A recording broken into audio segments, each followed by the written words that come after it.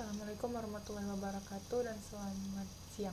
Saya Sabrina Marisa Rianza dari kelas MIPA 5 akan membawakan kewenangan lembaga-lembaga negara menurut UUD NKRI tahun 1945. Dibagi menjadi dua, yaitu A. Suprastruktur dan infrastruktur politik. 1. Suprastruktur. Sistem politik Indonesia merupakan sebuah kajian politik yang menarik untuk dipelajari. Sistem politik terbentuk dari dua pengertian, yaitu sistem dan politik. Sistem adalah suatu kesatuan dari unsur-unsur pembentuknya, baik berupa input atau masukan, ataupun output atau hasil yang terdapat dalam lingkungan, dan di antara unsur-unsur tersebut terjalin suatu hubungan yang fungsional.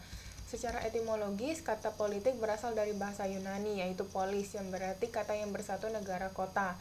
Dalam bahasa Arab, istilah politik diartikan sebagai siasah yang berarti strategi.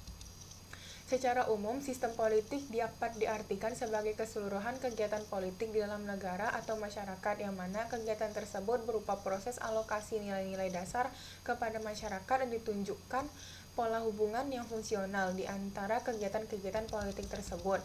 Dalam menjalankan sistem politik dalam suatu negara diperlukan struktur lembaga negara yang dapat menunjang jalannya pemerintahan. Struktur politik merupakan cara untuk melambangkan hubungan atau antara komponen-komponen yang membentuk bangunan politik suatu negara supaya terjadi hubungan yang fungsional. Struktur politik suatu negara terdiri atas kekuatan suprastruktur dan infrastruktur. Struktur politik negara Indonesia terdiri dari dua kekuatan tersebut. Suprastruktur politik dapat diartikan sebagai mesin politik resmi di suatu negara dan merupakan penggerak politik yang bersifat formal.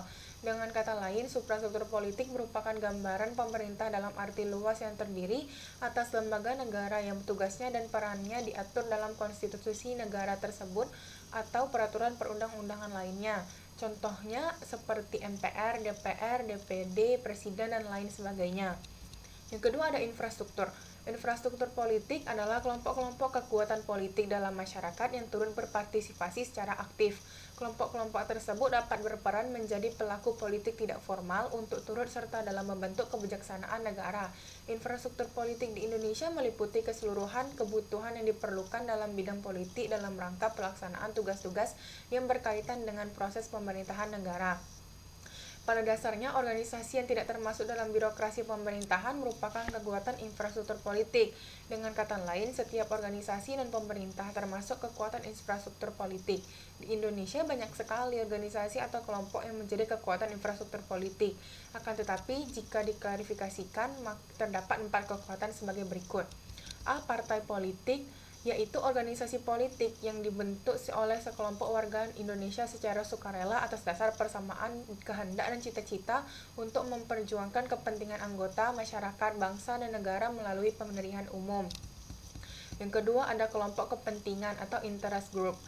Kelompok kepentingan yaitu kelompok yang mempunyai kepentingan terhadap kebijakan politik negara. Kelompok ini bisa menghimpun atau mengeluarkan dana tenaganya untuk melaksanakan tindakan politik yang biasanya berada di luar tugas partai politik. Seringkali kelompok ini bergandengan erat dengan salah satu partai politik dan keadaannya bersifat independen atau mandiri. Untuk mewujudkan tujuannya, tidak menutup kemungkinan kelompok kepentingan dapat melakukan negosiasi dan mencari dukungan kepada masyarakat perseorangan ataupun kelompok masyarakat. Contohnya adalah elit politik, pembayar pajak, serikat dagang, lembaga swadaya, masyarakat serikat buruh, dan sebagainya. C. Ada kelompok penekan. Kelompok penekan yaitu kelompok yang bertujuan mengupayakan atau memperjuangkan keputusan politik yang berupa undang-undang atau kebijakan publik yang dikeluarkan pemerintah sesuai dengan kepentingan dan keinginan kelompok mereka. Contohnya adalah cara berdemonstrasi, melakukan aksi mogok, dan sebagainya. Yang keempat ada media komunikasi politik, yaitu sarana atau alat komunikasi politik dalam proses penyampaian informasi dan pendapat politik secara tidak langsung, baik terhadap pemerintah ataupun masyarakat pada umumnya.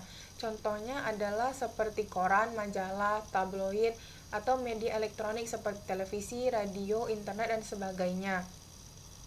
Sekian dari saya, terima kasih. Wassalamualaikum warahmatullahi wabarakatuh.